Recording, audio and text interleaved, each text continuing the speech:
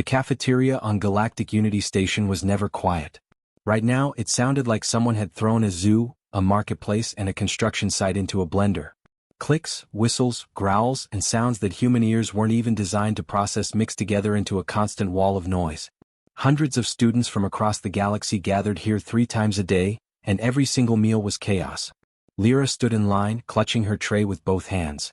Her translucent skin glowed a soft blue under the harsh station lights, and she tried to make herself as small as possible.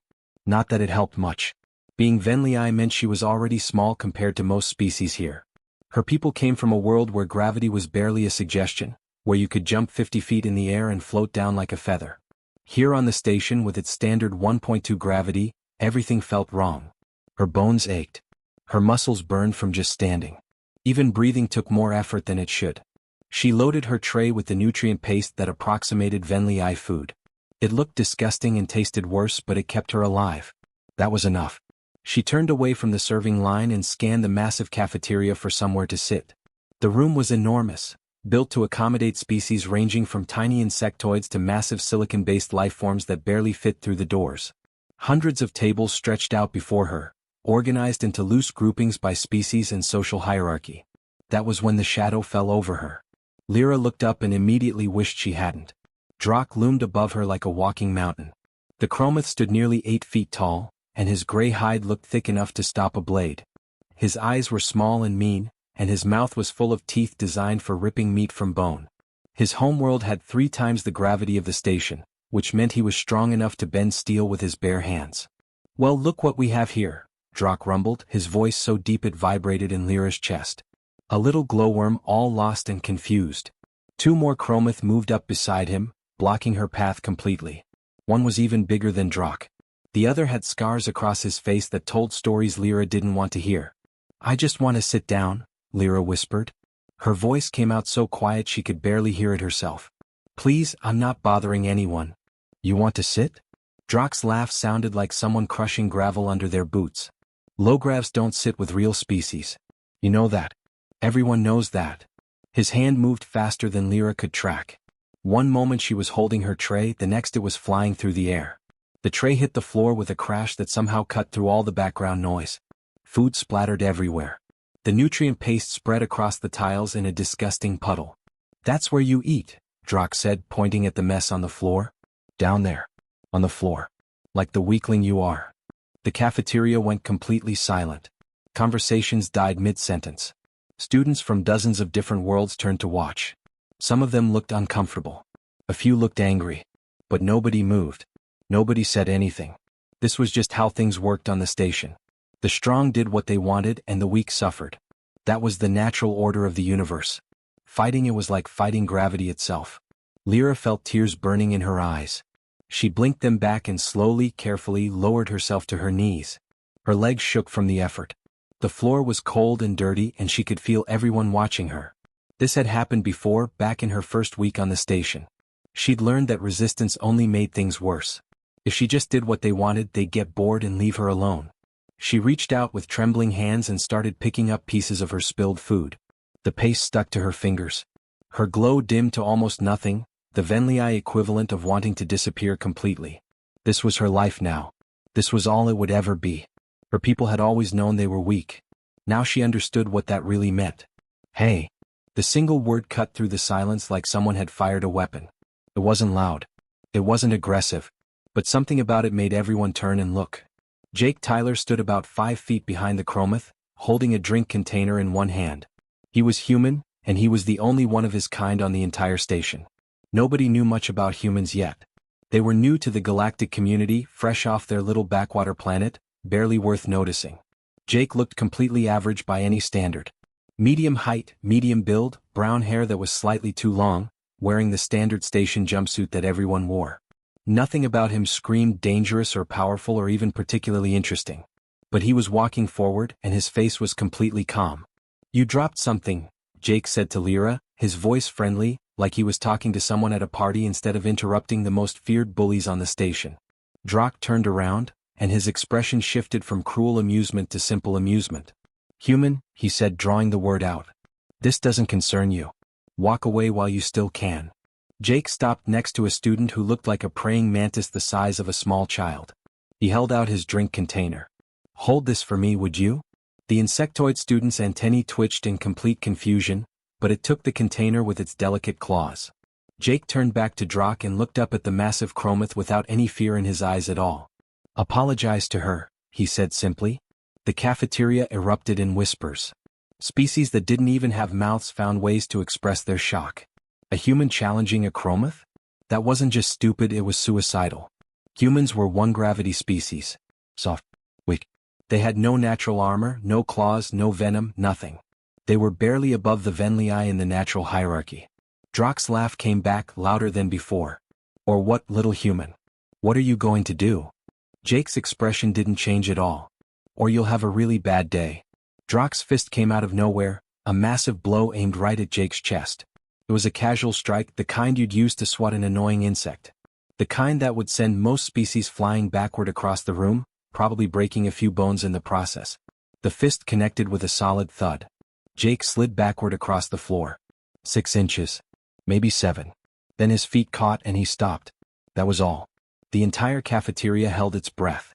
Jake rolled his shoulders like he'd just been tapped on the arm. He looked down at his chest, then back up at Drock. His expression was still calm, but now there was something else in his eyes. Something cold and hard. "Okay," Jake said quietly. "My turn."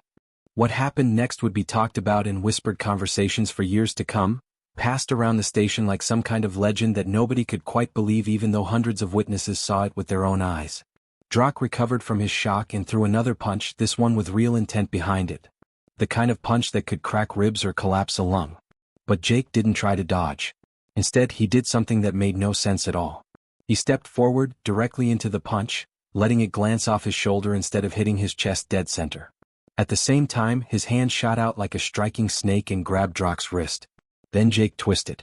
Not with raw strength but with technique, using Drock's own momentum against him.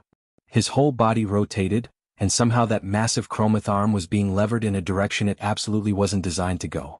Before Drock could process what was happening, Jake swept his leg, hooking it behind the Chromoth's knee.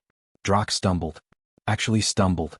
The giant who could bend steel bars for fun, who outweighed Jake by at least 300 pounds, lost his balance like a drunk trying to walk a straight line. "Impossible," someone in the crowd whispered. Jake didn't stop moving.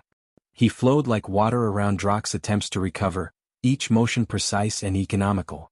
There was no wasted energy, no wild swinging. When Drock tried to grab him in a bear hug that would have crushed most species, Jake simply wasn't there anymore. He'd slipped to the side and behind, and his fist drove into the back of Drock's knee with surgical precision. The Chromoth's leg buckled. He went down on one knee with a crash that shook the floor. Jake was breathing hard now, sweat starting to bead on his forehead, but his voice was steady when he spoke. "Biology lesson," he said loud enough for everyone to hear.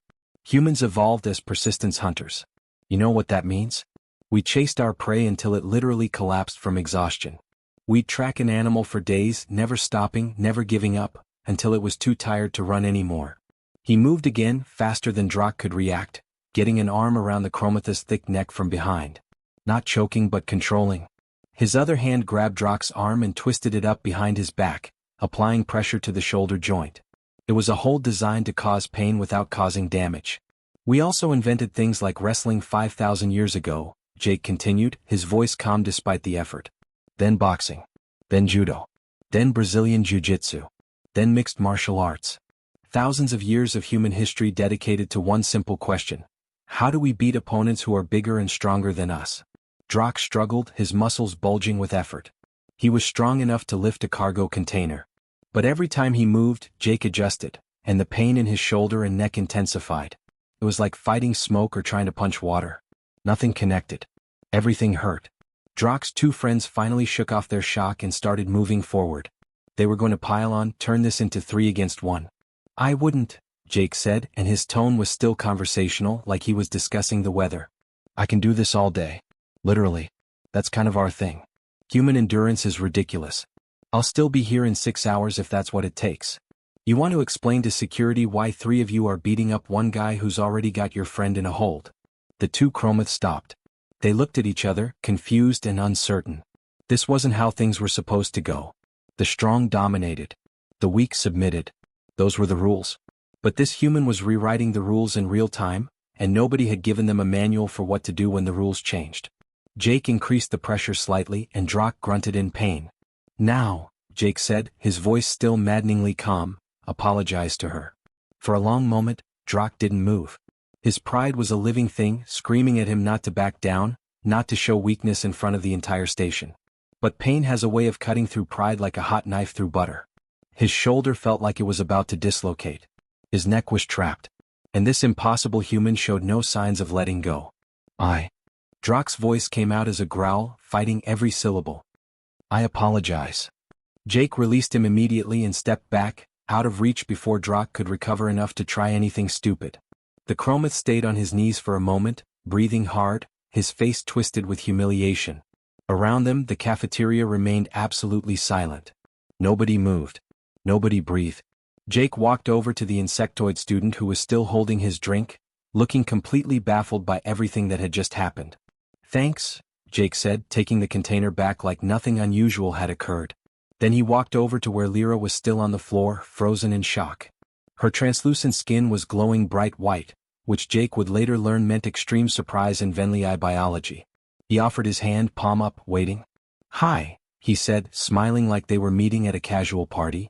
I'm Jake. You okay? Lyra stared at his hand like it was some kind of alien artifact she couldn't understand. Slowly, hesitantly, she reached up and took it. His grip was gentle but firm and he pulled her to her feet with easy strength. Lyra, she managed to say, her voice barely working. Why did you do that? You don't even know me. You could have been hurt. You could have been killed. Jake shrugged, a very human gesture that meant 1,000 different things depending on context. I really hate bullies, he said simply. Always have. Plus, where I'm from, we've got this idea that you should stand up for people who can't stand up for themselves. Crazy concept, I know. That was when security finally arrived, running into the cafeteria with their compliance batons ready, expecting to find a massive brawl. Instead, they found a human standing calmly next to a Venlii girl, while 3 Chromaths sat on the floor looking confused and angry, and several hundred students stared at them all in complete silence. But by then, everyone in that cafeteria was looking at Jake with different eyes. Not with fear exactly. More like wonder. Like they'd just watched something impossible happen and their brains were still trying to catch up with reality. The human had just changed everything. Overseer Thull sat in her office, which was more like a command center than a traditional workspace. Screens covered 3 walls showing every corner of the massive station. She was ancient even by galactic standards, and her 4 eyes could process information faster than most species' computers. Right now, all 4 eyes were focused on one particular piece of security footage. She played it again. For the 3rd time. The human, Jake Tyler, facing down 3 Chromath. The initial punch that should have sent him flying. The grappling. The technique. The absolute refusal to back down. Thull's species didn't have facial expressions the way most species did, but if they could smile, she would have been smiling now. Fascinating, she murmured to herself, watching Jake put Drock in that hold. Absolutely fascinating. Jake sat in a chair across from her desk, trying not to fidget. The chair wasn't designed for humans, so his feet barely touched the floor. He'd been sitting here for 20 minutes while Thull watched the footage, and every second felt like an hour. He was pretty sure he was about to be kicked off the station and sent back to Earth in disgrace. His first assignment as a diplomatic exchange student, and he'd gotten into a fight on day 1. His instructors back home were going to kill him. Finally, Thull turned away from the screens and fixed all 4 eyes on him. Jake Tyler, she said, her voice like wind through metal pipes. Do you know why you're here? Because I got into a fight, ma'am, Jake said, keeping his voice respectful. And I'm probably being expelled. Expelled? Thull tilted her head, which for her species indicated confusion. Under station law, you responded to a physical assault and defended another student who was being victimized. Your actions were technically within legal boundaries. Jake blinked. Wait, really? However, Thull continued, and Jake's hopes crashed back down, you've created complications. Significant ones. Ma'am? Jake asked carefully. Thull stood up and walked to the window that overlooked the main station hub. Thousands of beings moved through the space below, going about their daily lives. The hierarchy on this station, she said slowly, was never official policy. It was never written into any law or regulation. It simply existed like gravity or oxygen. The strong dominated the weak. We tolerated it because changing it seemed impossible. She turned back to Jake and her voice had a strange quality to it now. Almost like respect. You've proven that it doesn't have to exist. One human, using nothing but skill and stubbornness, defeated one of the strongest species in the galaxy. Do you understand what that means? Jake thought about it. That I got lucky? That you've shattered assumptions that have existed for thousands of years, Thul said. Every species on this station now knows that strength isn't everything. That technique and determination can overcome raw power. You've given hope to every weak species here, and you've terrified every strong one. She walked back to her desk and sat down. I'm not expelling you. But I'm warning you to avoid further incidents. What you did today was necessary, but if it becomes a pattern, I'll have no choice but to remove you for station security. Jake stood up, relief flooding through him. Yes, ma'am. Thank you, ma'am. Dismissed. Jake left the office and found Lyra waiting outside, her skin flickering between blue and white with anxiety. The moment she saw him, she rushed over. What happened? Are you in trouble? Are they sending you away? I'm not expelled, Jake said and watched her glow brighten with relief. But the overseer wants things to change around here. They started walking toward the residential wing, and Jake kept thinking about what Thul had said. Finally he looked at Lyra. Can I ask you something? Why do your people just accept this? The bullying, the hierarchy, all of it? Lyra's glow dimmed immediately, like someone had turned down a light switch. Because that's how the galaxy works, she said quietly. The strong dominate the weak. It's natural law like you said about gravity. You can't fight it. You can only endure it. Jake stopped walking. Where I'm from we have a different law. An old philosopher said it a long time ago, the only thing necessary for evil to triumph is for good people to do nothing. That means when you see something wrong, you have a responsibility to try and stop it. But the strong will always win, Lyra protested. Will they though? Jake started walking again and Lyra hurried to keep up. Look, just because something is common doesn't make it right. Slavery used to be common on Earth. Women not being allowed to vote was common. Lots of terrible things were common until people decided they were wrong and changed them. Your world must be very different from the rest of the galaxy. Yeah, probably, Jake admitted. We fight about everything. Politics, religion, what sports team is better, whether pineapple belongs on pizza. We can't agree on anything and we argue constantly. But there's one thing most humans agree on. Picking on someone weaker than you doesn't make you strong. It makes you a coward. Lyra was quiet for a long moment, processing this completely alien concept. Finally she said, will you teach me more about humans? About your way of thinking? Sure, Jake said grinning. Fair warning though, we're kind of weird. We do stuff that doesn't make sense, we have emotions that contradict each other, and we never give up even when we should. We're exhausting to be around. You saved me today, Lyra said softly. I want to understand why. They turned a corner, heading toward the residential levels where their quarters were located. Neither of them noticed the three Chromaths standing in the shadows of a service corridor, watching them go. Drock rubbed his shoulder, which still ached from the hole Jake had put him in. His pride ached even more. He'd been humiliated in front of the entire station. His friends stood beside him, waiting for orders. We make them pay, one of them growled. Both of them. Make an example. Yes, Drock said slowly, but carefully. That human is dangerous. More dangerous than he looks. His friend snorted. He's one human. We're three Chromath. He took me down alone, Drock reminded him. We don't underestimate him again. We watch. We wait. And when the time is right, we show him what happens when you disrespect the natural order. The three Chromath melted back into the shadows, planning their revenge. But they didn't understand humans yet.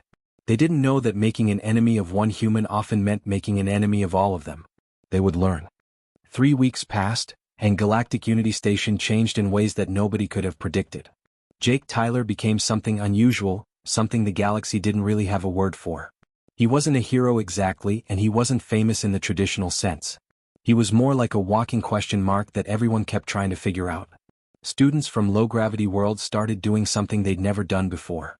They sat together in the cafeteria. Not hiding in corners or eating quickly to avoid attention, but actually gathering in groups, talking and laughing like they had every right to be there. Because apparently they did. The Venlii sat with the Solarians. The Wisps joined the methane breathers. Species that had spent years being targets suddenly realized they didn't have to be alone. And whenever some high-gravity bully decided to remind them of their place in the hierarchy, they'd find Jake nearby. Not hovering, not acting like some kind of bodyguard, just coincidentally walking past or getting food at the same time. It was almost funny how often these coincidences happened.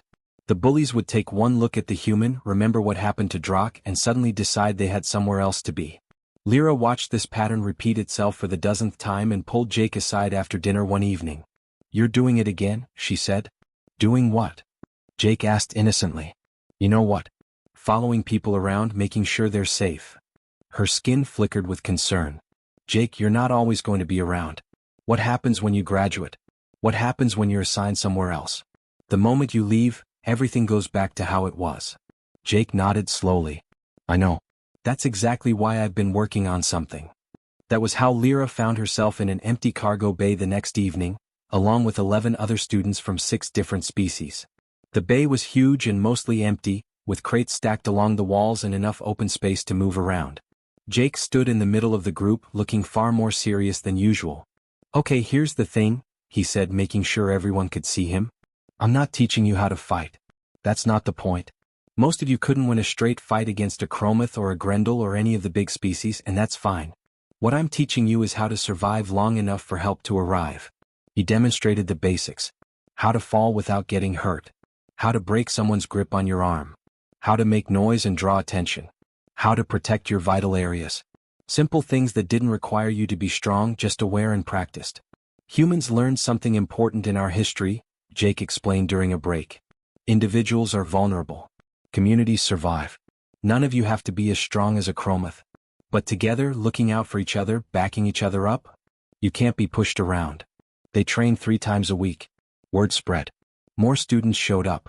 The cargo bay became a regular meeting place, a safe space where the weak learned they didn't have to stay weak forever. But the Chromoth were watching. And the Chromoth were patient. It happened on a Thursday evening, station time. Jake and Lyra were taking a shortcut through Maintenance Corridor D7, a narrow passage that maintenance crews used but most students avoided. The lighting was dim and the walls were lined with pipes and conduits that hummed with energy. They were halfway through when figures emerged from the shadows ahead. 6 Chromoth, including Drock. They were carrying compliance clubs, non-lethal weapons that security allowed for self-defense. Getting hit by one wouldn't kill you, but it would hurt for days. More Chromoth appeared behind them, blocking their escape. They were trapped. Lyra's skin flashed pure white with terror. "Jake, run," she said, her voice shaking. "You can't fight 6 of them. Even you can't do that." Jake didn't look worried. In fact, he looked almost relaxed. He reached up and tapped his comm device, the small earpiece that every student wore. "Now would be good," he said calmly. "What are you?" Lyra started to ask. Then she heard it. Footsteps. Lots of them. From both ends of the corridor, students began to emerge.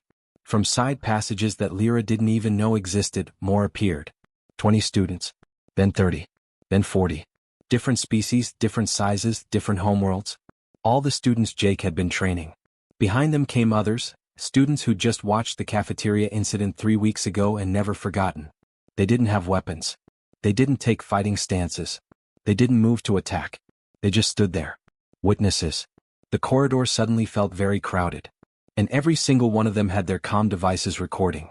Jake looked at Drock and spoke in that same calm voice he'd used in the cafeteria. "You can try," he said. "But everyone here sees you. Everyone here is recording. Everyone here will testify. And I promise you, even if you beat me, the story goes everywhere." 6 Chromoth with weapons, ambushing 1 human and 1 Venlii in a deserted corridor. He paused, letting that sink in. The Chromoth who needed 6 friends and weapons to fight 1 human protecting a girl. That's how you'll be remembered. Not as strong. As cowards. Drock's eyes swept across the crowd. He was big enough and strong enough that he could probably still hurt Jake badly, maybe even seriously. 6 Chromoth with weapons could definitely do damage. They could win this physical confrontation before security arrived. But winning the fight meant losing everything else.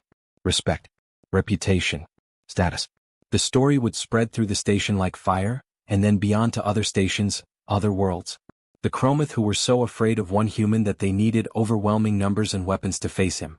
Drock's grip tightened on his compliance club. His friends waited for the order to attack. The crowd stood silent, watching. The moment stretched out, tense and fragile. Finally, Drock lowered his weapon.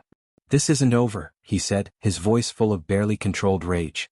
Jake smiled, but it wasn't a friendly smile. "Actually," he said, I think it is. You're not going to touch me or Lyra or anyone else. Because now you know we're not alone. None of us are alone anymore. Drak backed away and his friends followed. They melted into the shadows, leaving the corridor to Jake, Lyra, and 40 witnesses who just learned something important. Sometimes the strongest weapon isn't strength at all. Sometimes it's just refusing to be afraid. The Grand Hall on Galactic Unity Station was designed to hold 5,000 beings. Today, every single seat was filled. Students packed the aisles. Some clung to the walls where their species' physiology allowed it. The air hummed with dozens of different languages, all being processed through universal translators in real time. Overseer Thull stood at the central podium, her 4 eyes surveying the crowd with an intensity that made even the largest species shift uncomfortably. She'd called this mandatory assembly 3 days after the incident in Corridor D7, and rumors had been flying ever since about what was coming. Some said the human would be expelled. Others whispered that the Chromoth were going to be banned from the station. Nobody really knew, and the uncertainty had everyone on edge. When Thull spoke, her voice cut through the noise like a blade. For generations, this station has operated under an unspoken system, she began. Strength dominated. Power ruled. The strong took what they wanted, and the weak learned to stay out of their way. We told ourselves this was natural. That this was simply how different species interacted. That attempting to change it would be impossible. She paused, letting the silence build. Jake sat near the back with Lyra and some of the other students from the training sessions. He could feel hundreds of eyes occasionally glancing his way. A human named Jake Tyler has shown us this was never necessary, Thull continued. One individual from a species we barely knew proved that courage and technique can overcome brute force. That standing up for others is not weakness but strength. That the system we accepted for so long was a choice, not an inevitability. The hall erupted in whispers. Thull raised one of her many limbs and silence fell again. Effective immediately, new policies are in place. Harassment of any kind will result in mandatory reporting and investigation. Security will actively intervene in all disputes, not simply observe. Support systems are being established for victims of bullying and intimidation. Cultural education programs will be mandatory for all students, teaching us to understand each other rather than simply tolerate each other. She listed more changes, each one chipping away at the old hierarchy. When she finished, her voice took on a different tone. Softer but somehow more powerful. We are here to learn from each other, Thull said. Not to recreate the hierarchies and prejudices of our homeworlds. This station is meant to be a place where the galaxy comes together. Starting today, we actually mean it. The assembly ended in chaos, with students arguing and debating and processing what they just heard. Jake tried to slip out quietly, but that plan lasted about 30 seconds before he was surrounded by students wanting to talk, to thank him, to ask questions. It took Lyra running interference to get him out of the hall. That evening, Jake was walking back to his quarters when he heard footsteps behind him. Heavy footsteps. He turned to find Drak standing there, alone. For a moment, Jake's muscles tensed, ready for another confrontation. But Drak's posture was different. His head was slightly lowered, not in submission but in something like respect. "May I speak with you?" the Chromoth asked. Jake nodded cautiously. "Sure." "You defeated me fairly," Drak said, the words clearly difficult for him. "In my culture this earns respect. I have been thinking about what you said. About strength and cowardice." He paused, struggling with concepts that didn't translate well. "I want to understand. How does a species become strong without domination?" Jake studied him for a moment, trying to figure out if this was genuine. Finally he said, "Because protecting the vulnerable makes you stronger, not weaker. It takes courage to stand up to power. It takes wisdom to use strength with restraint instead of using it just because you can. That's what separates civilization from barbarism." "This is difficult to accept," Drak admitted. "My world, our history, everything teaches us that strength must dominate or it has no purpose." "Yeah, I get that," Jake said. "But you're here, asking questions instead of trying to get revenge. That took guts. Real guts, not just physical strength." Drak was quiet for a long moment. Then he said, "Perhaps there is more than one kind of strength. This is something I must think about." He walked away, leaving Jake standing there wondering if he'd just witnessed something important. Later that night, Jake found Lyra in the observation deck, a massive curved window that looked out at the stars and the ships coming and going. She was watching a transport vessel dock at one of the station's arms. "There's another human vessel arriving tomorrow," she said without turning around. 20 more humans joining the station. I'm starting a cultural exchange club to prepare everyone for them. Jake grinned. They're going to love you. Jake, Lyra said, finally turning to face him. Her glow was steady, the soft blue that meant she was calm. Why are humans like this? Why do you care so much about fairness and protecting others? The rest of the galaxy doesn't think this way. He moved to stand beside her, looking out at the stars. Because someone has to, he said simply. And we figured might as well be us. Humans are too stubborn to quit and too idealistic to accept, that's just how things are as an answer. We see something wrong and we can't let it go. It drives us crazy until we try to fix it. Your people are going to change the galaxy, Lyra said softly. Jake laughed. Maybe. Or maybe we'll just make it a little louder and a lot more argumentative. Fair warning, humans never shut up about our ideals. We'll talk your ear off about justice and equality and human rights and 100 other concepts that'll make your head spin. The next day, Jake stood at the docking port as the human transport ship connected. 20 new faces emerged, looking around at the station with wonder and nervousness. He'd sent them a message the night before, bring your own determination. We've got work to do. That evening, Jake walked through the cafeteria. Students from a dozen different species sat together, eating and talking and laughing. Not separated by strength or gravity or hierarchy. Just together. No one was eating off the floor. No one was afraid. Lyra found him and linked her arm through his, a gesture of friendship she'd learned from watching human movies. You did this, she said. No, Jake corrected. We did this. You, me, everyone who stood up in that corridor. That's the thing about change. It never comes from just one person. It comes from people deciding together that they're done accepting things the way they are. Sometimes all it takes is one person refusing to accept that wrong is right. One person saying enough is enough. One person willing to stand up when everyone else sits down. Sometimes all you need is a human saying those 4 perfect words, hold my beer. And then proving that humans don't just talk about making things better. They actually do it, no matter how impossible it seems.